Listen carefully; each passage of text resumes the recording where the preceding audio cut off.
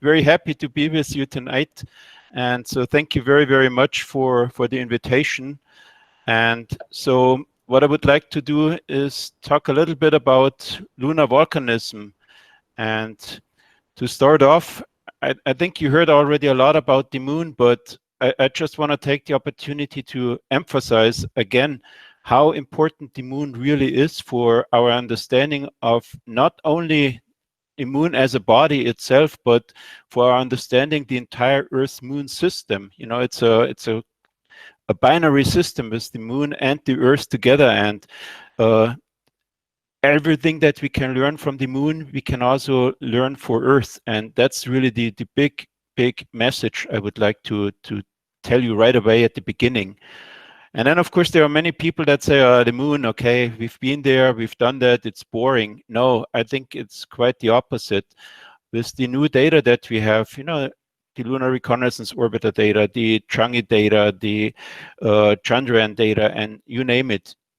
With all those data, we were able to learn a lot about the moon. We were able to test hypotheses. We could basically put to rest a couple of those hypotheses. But overall, I think today, at least I have more questions than maybe 10 or 15 years ago when I sort of, or 20 or 30 years ago when I started with the moon. So I think the moon is definitely not boring. And as I said, it's fundamentally important to understand our own history, because the moon is really a witness to look back in time for 4.5 billion years. And it represents or presents the planetary record geologic processes in the purest form. And that's where we basically gonna link today is the volcanic processes.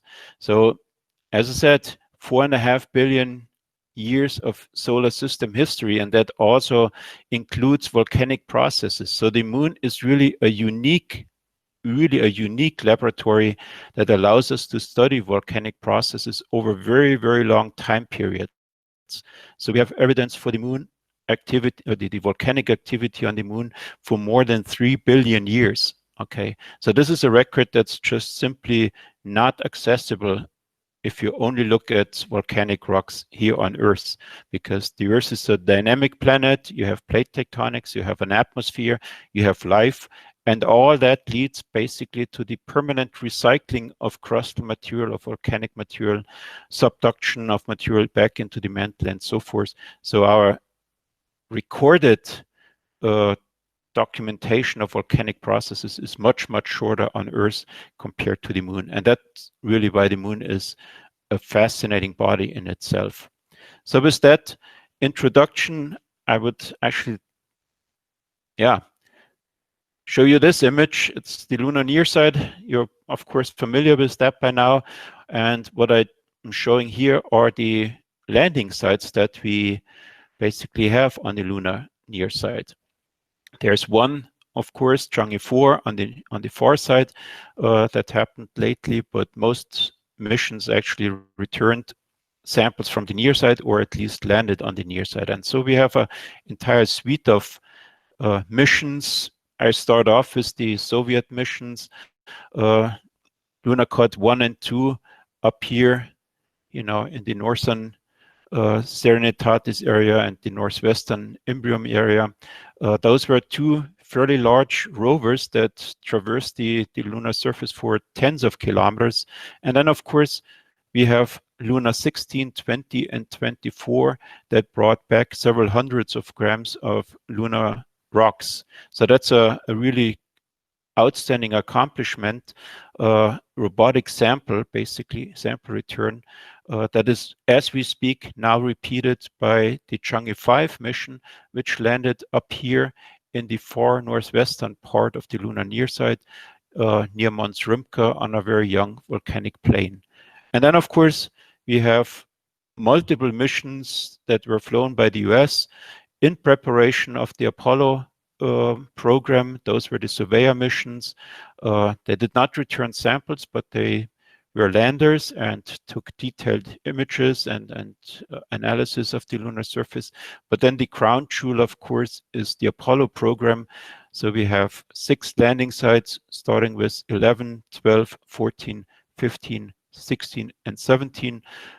all close to the equator on the lunar near side. And those missions brought back about 400 kilograms, just shy of 400 kilograms of lunar rocks, which are still heavily investigated. They are extremely valuable, scientifically valuable, because they tell us a lot about the history and the evolution of the moon in general, but also, of course, of volcanic deposits. And so I'm just showing here two major rock types that we can see in the sample collection. One is the anorthosite that you see at the bottom, which makes up the lunar highlands, so the bright areas on the moon. And then, of course, what we're going to talk more about today are those basaltic rocks that are magnesium, iron, and titanium rich, and those make up the dark areas on the moon. So with that, I would actually sort of raise the question, if you see some stark contrast like this in albedo, in brightness, you know, and also in composition between these different rock types, you have to, of course, answer or ask yourself the question, how do we actually produce these rocks? And so that brings in the concept of the magma ocean. So we're talking now about the very, very early evolution of the moon. So you already see the moon starting differentiate. You already have a primitive mantle in the interior, but then on the outside, the outer 400 or 500 kilometers, you have a magma ocean. So a completely molten layer of magma. The heat from that comes from impacts. Early on, you had a very high impact flux. It transported a lot of kinetic energy onto the lunar surface that resulted in melting of rocks. But of course, in the beginning, you also had a fairly high amount of radioactive elements that decayed and also produced lots of energy, lots of heat, and that all basically related or resulted in the formation of this magma ocean. Now, when you start cooling down this magma ocean, you will first precipitate magnesium-rich minerals like olivine and pyroxene. With time, they become increasingly more iron-rich, and so all this dense minerals will sink down towards the bottom of the magma ocean. And then after you crystallized more than, I don't know the exact number, maybe 80, 90% or something like this of the magma ocean, your anorthositic crust forms, the primary crust as we call it, by flotation. Okay, so you have less dense minerals that get incorporated in rocks in the anorthosite, and that rock will float on this magma ocean. And finally, all the elements that cannot be incorporated into crystal structures of rock forming minerals, those accumulate in this creep layer, which stands for potassium, rare earth element, and phosphor. So this layer again contains considerable amount of heat producing elements, and the net effect will be that you will have some remelting of the mantle. And if you have large impact basins like we have on the moon, where you at least make the crust thinner or in maybe even completely penetrated, like some people argue for the South Pole Aitken Basin, then these melts can get to the surface and fill in these impact basins, and that's what you see basically on the near side very prominently, where you have these large basins like Imbrium or Serenitatis or also Chrysium that we already talked about, you know, that get filled with these Mare basalts, as we call them. So one immediate takeaway message that you can, of course, see here in this upper image is that the lunar far side, shown here on the right side, and the lunar near side are extremely different when it comes to volcanic activity. So here on the near side, you see large expanses of volcanic rocks. Here on the far side, only in a few isolated spots. And the question, of course, is immediately, why is this? So, and that's what we're gonna sort of try to figure out, giving an answer to that. But first, I think we need to step back a little bit and think about what types of volcanic deposits we really have, what kind of volcanism we really have.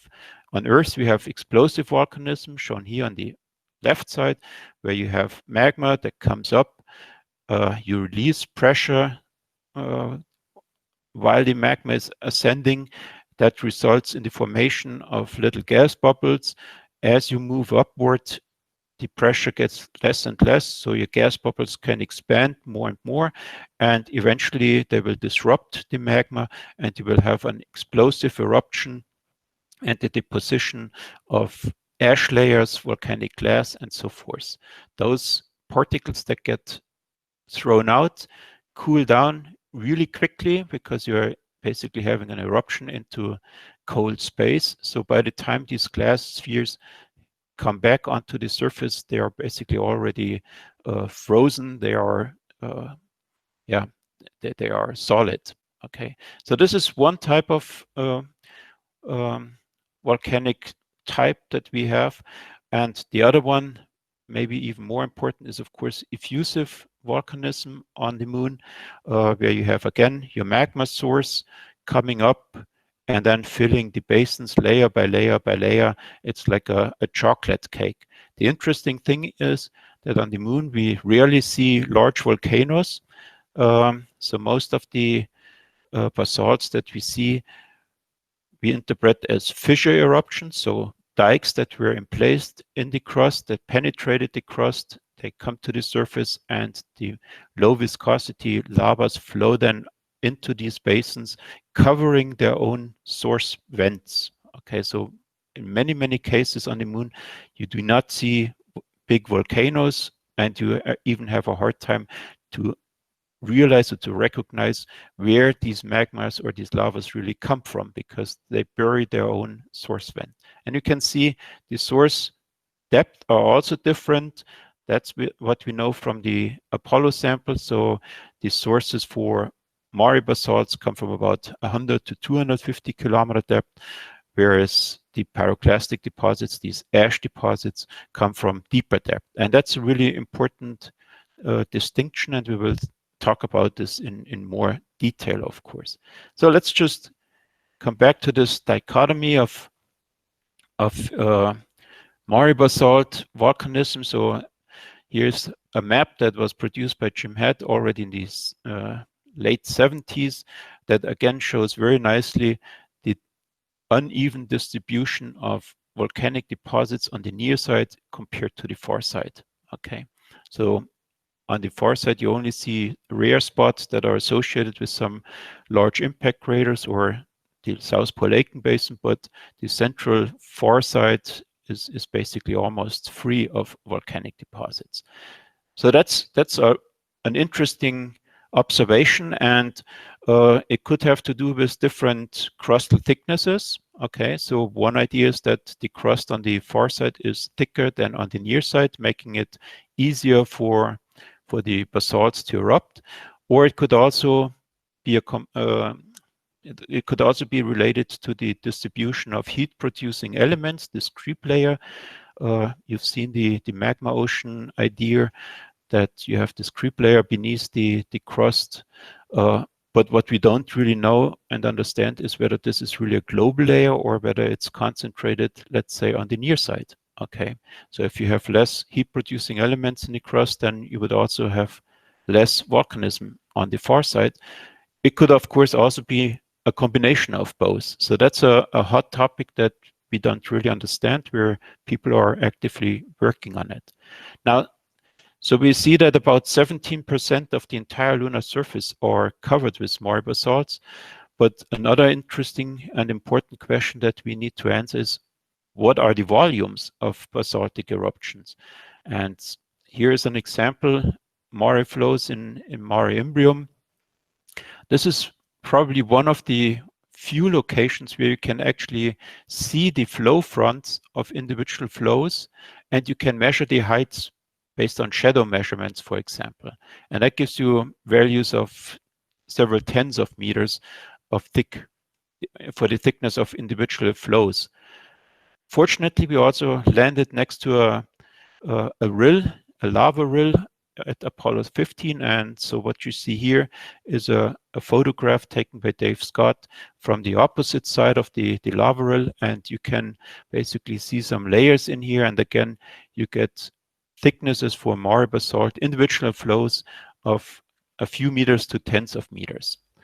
That's all good, but it's not good enough if you want to globally investigate how thick these Mare basalts are. And so here's a way how you can do this. This is a sort of a map that shows the thickness of Mare basalts. You can see that most of the basalts are less than 500 meters thick, but that there are also some few locations where we have maybe 1,000 or 2,000 meters of lava thickness. So this map was produced by looking at small impact craters that either penetrate or do not penetrate these basalts. If you have a crater that penetrates the basalt, it brings up material from beneath and mixes it in its ejecta blanket, and you see these spectral differences compared to the surrounding normal basalts. If your crater is too small, if it only excavates basaltic material, which is sort of shown here in this dotted layer, then it becomes spectrally indistinct. And so by measuring the depth, you can also gauge for measuring the diameter, you can also gauge the depth. And from that, you can basically then produce a map like this. And that's really important information because it shows us that these basalts make up only about 1% of the lunar crust. Okay.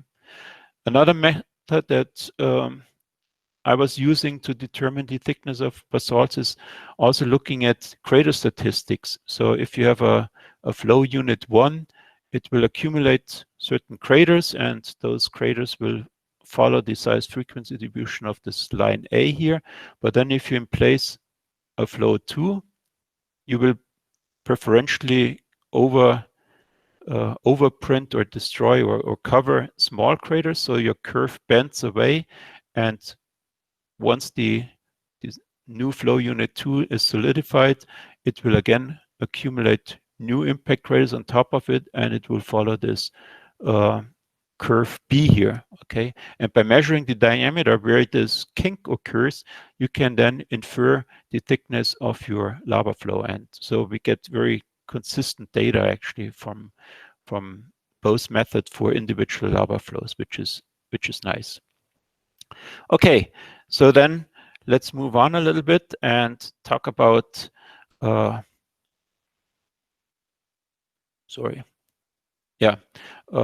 talk about some more features that we can observe on the moon. Now that we have basically determined the volume of those basalts on the moon, we can take the history that it probably took for their emplacement, and when you do that, you can estimate an average flux rate. So how many basalts or what volumes of basalts were produced per year. And if you do this, you get a surprisingly small number here, 10 to the minus 2 cubic kilometers per year, which is sort of the equivalent to what a good-sized volcano on Earth produces, like Vesuvius or Hawaii. Okay. On the other hand, we see these what we call sinuous rills. They usually start in some depression, sometimes round, sometimes irregular shape, and then you see this very sinuous channel that basically extends for hundreds of kilometers across the surface until it sort of fades away and becomes indistinct with the surrounding Mare basalts. And people have, of course, were puzzled about these sinuous rills, and first ideas were that those were formed by water, which is, of course, not true. The moon is rather dry, so you would not form such large channels here. So the only mechanism that you actually are left with is lava, basically, that carves into the substrate. So that's a process that we call thermal erosion. What it means is that you have to have fairly high eruption rates, that your lava has to be rather low in viscosity, and also that you need relatively high temperatures to make lava sufficiently low in viscosity so that you can thermally erode into the substrate. So if you do then the math, if you do the modeling for those Hiessinger rills, they show eruption fluxes of 1,000 cubic kilometers per year. Okay, so much more than the average flux. So what that means, in combination with the thickness of your lava flows, the individual lava flows, and the thickness of the entire stack of basaltic material within a basin, is that those basins were not formed by one large eruption, but probably filled by many hundreds or thousands of eruptions that basically happened rather quickly. Okay, so that's an important lesson. Now, these lava rills are also quite important if you think about future exploration of the moon. So in 2009, we had a paper with a Japanese colleague, Junichi Haruyama, where we looked at one specific rill that basically started here and then flowed to the east here, and then in this part here becomes sort of indistinct. And if you zoom into this dotted box here, B, that's what you see on the right side. So your rill comes up here, and then you see this tiny little black dot here on top of the rill, where the rill actually has a roof on top. Okay, so it's not a rill anymore, but it's a what we interpreted as a lava tube. Okay, and this albedo here, this little thing, is much darker than individual craters or similar craters in the vicinity. So we were really intrigued by this, and we found several of them. And our interpretation was that the roof of this lava tube basically collapsed and formed what we call a skylight. With the Kaguya data, which have about 10-meter resolution, we could see them, but we could not really study them in detail. But Mark Robinson, the PI of the Lunar Reconnaissance Orbiter, picked up on this, and we basically have now excellent images of these skylights. We actually took pictures that allowed us to peek underneath this surface, if you will, and we discovered that, yeah, there is a void space, so it's a cave basically underneath. And when we saw this, people got really excited, because if you think about how this lava tube might look in the interior, this is an example of the from Earth, okay, but you see this lava tube here as the lava tube is forming, so you're solidifying the top of the lava tube. Material is still flowing underneath. Once the eruption stops, the material will drain out, and you will be left basically with such a tube. Now, this is for exploration important, because you could imagine having a lunar station in there. That would have the benefit that you would protect your astronauts from very strong temperature fluctuations that happen on the lunar surface. You would protect them from cosmic rays, and you would also protect them from micrometeorite bombardment. So this would be potentially a good analog, or a good habitat for astronauts on the lunar surface. The only problem is how to get down there, because as you've seen on the slide before, those are about 100-meter deep, and so have basically steep walls. So it's certainly not easy to get down there. So we need to think a little more about this. But nevertheless, it's a potentially good habitat. Now, we looked at the volumes, we looked at the eruption style, we looked at how quickly this comes out. The other important question is, of course, what is the timing of volcanic deposits on the moon? And so I did a lot of crater counts and dated these basaltic deposits, not only me, but also other researchers, of course. But this is sort of the map that we have right now with all the volcanic deposits that have been dated. And as I said, if you look at the colors, they go from purple here 4 billion years to red about 1.2 or 1 billion years. So we have definitely a record of volcanic eruptions on the moon for, let's say, at least 3 billion years. So that's already very nice. The other thing that you can learn is that those ages are not evenly distributed. If you go, let's say, into Tranquillitatis and Nectaris and so forth, you see that these basalts are fairly old.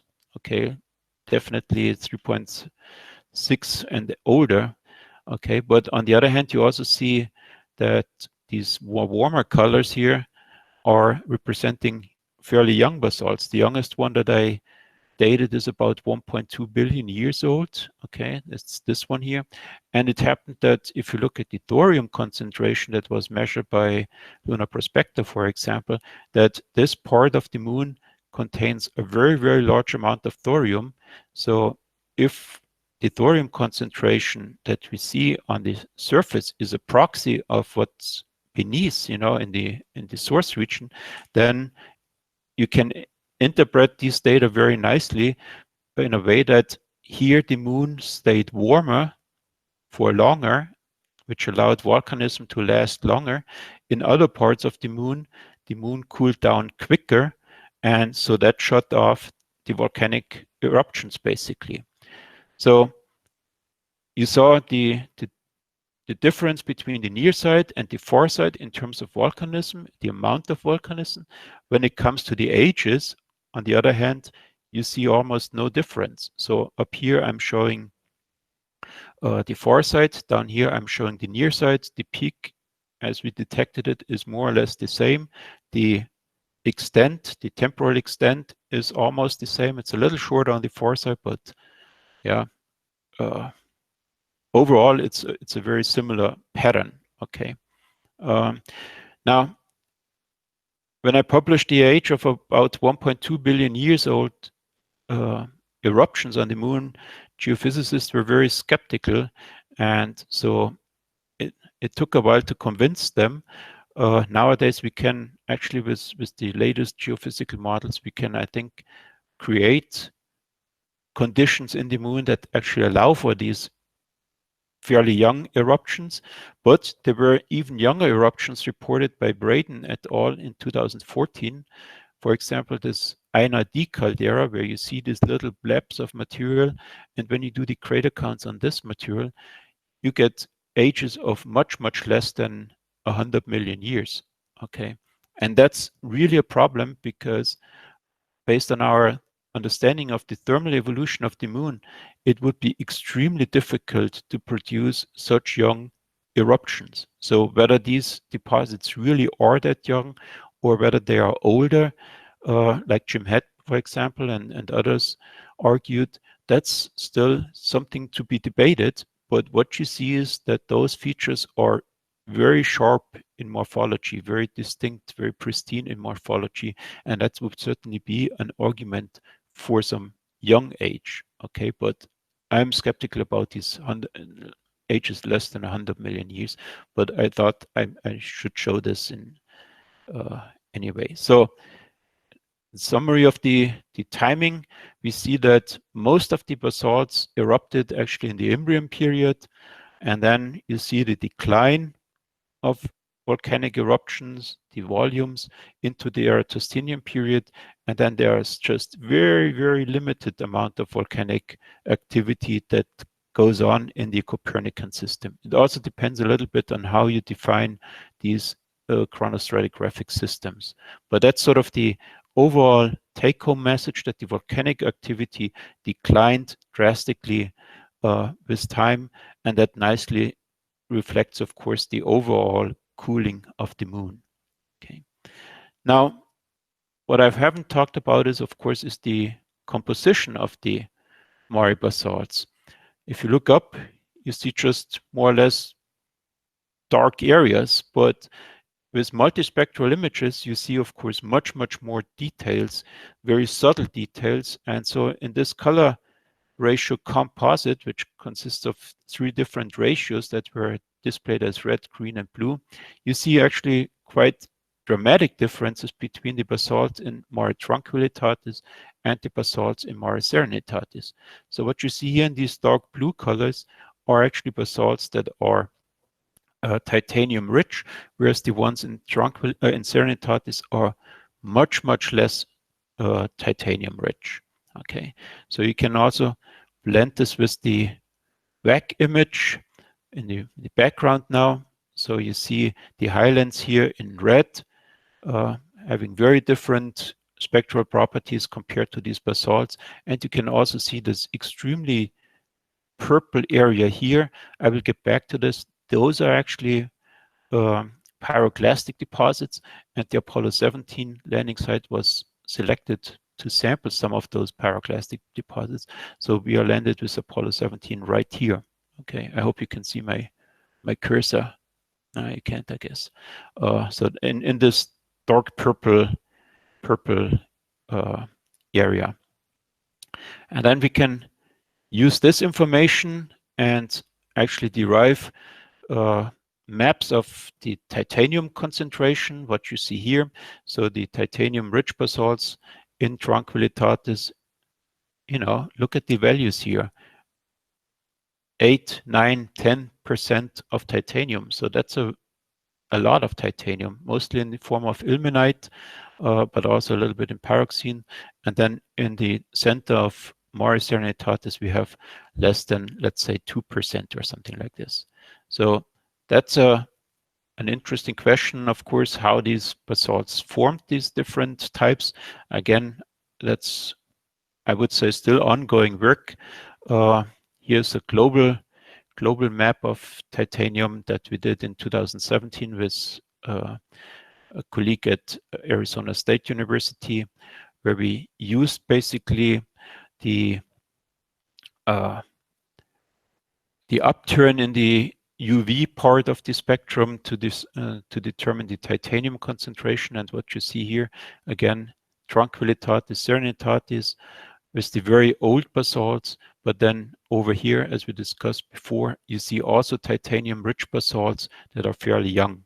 Okay, so that's, if you just look at the sample collection, you might get the idea that titanium rich basalts are systematically older than titanium poor basalts, but with this type of data, we can now systematically investigate this on a global scale, and that's what you see down here.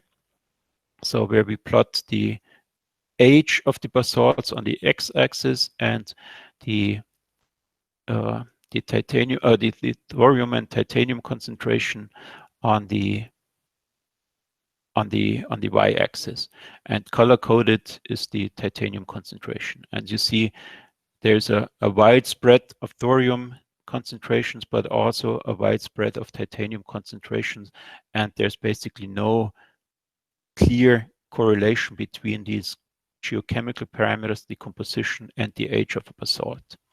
So if you want to sum this up, basalts on the lunar surface can be usually very easily classified by this titanium, because you can measure it, of course, in the samples and in remote sensing data. And what you see is that sample and remote sensing data are not telling you completely the same story. The interpretation that we have is that the samples are, of course, a biased collection. We collected only a few basalts. All of the landing sites were affected by the Imbrium impact. So that might well be a problem, you know. But as I said, titanium-rich basalts in the sample collection are older than titanium-poor basalts. That this can't be completely correct was already known, because we have lunar meteorites, and so in the lunar meteorites we also have some old, very low titanium basalts. So, but then with the remote sensing data, the modern remote sensing data, and we could produce maps like this that I showed you just before. We, of course, also identified young titanium-rich basalts in Oceanus Procellarum, meaning that these old models for the formation of these basalts, these simple models basically are not really correct. The petrology and so forth of these basalts is much more complicated. I guess that's the real important message here. The Moon also has some non-Mare volcanism, and a good example was published by Brad Jolliffe in 2011. That's the Compton-Berkovich area up there in thorium data. So you see this bullseye pattern in thorium, this extremely high concentration of thorium compared to the surrounding highlands. We zoomed in there and we saw that, yeah, in this red dot, we also see an albedo difference. So we see a feature that is brighter than the surrounding highlands. We also see topographic differences. So it's a very broad dome, if you will. And on top of this dome, you see, and that's shown on the very right side, you see individual cones. So it's an entire volcanic area, if you will, that also has very, very different composition compared to the surrounding highlands, but also compared to the regular Mare basalts that I've shown you so far. So here, if you look at the Christiansen feature, which is sort of shown in this image in the lower middle, in the lower center, then, and you interpret these data, then you learn that this particular volcanic construct is made out of more alkalic silicic rocks compared to other volcanic deposits on the Moon. So it's definitely more viscous, it's different, and it's what we call non-Mare volcanism. Okay, so now we have to think a little bit how we actually get basaltic deposits onto the lunar surface, because basalts are a dense rock compared to the anorthositic crust, and so we have dense rock sitting underneath the less dense crust, so we have to have a mechanism to bring them up to the surface. And here's a model that was produced by Head and Wilson in 1992 and has recently been updated.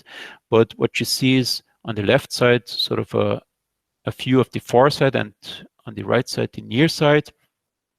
And so you see that the crust is thicker on the far side compared to the near side. So now let's assume you have a diapir of partially molten material coming up from beneath, from the mantle. Once it encounters the crust, these diapirs will stall, okay, because they encounter this compositional difference between the crust and the mantle. And so they stall there and they will cool. And with the cooling, they will experience a volume change. And with that volume change, they will experience a pressure change. So you overpressurize these diapirs, and that leads to the formation of dikes, volcanic cracks, if you will, that bring the magma up to the surface. And because the crust is thinner, it is easier for these dikes to reach the surface on the near side compared to the far side. So you will have more eruptions on the near side compared to the far side. Now, that happens early on, okay, but with the cooling of the Moon, you change basically the physical properties of the outer layer. So in a sense, diapirs that come up later, they will encounter this rheological boundary between a rigid outer lithosphere and a plastically deformable asthenosphere below.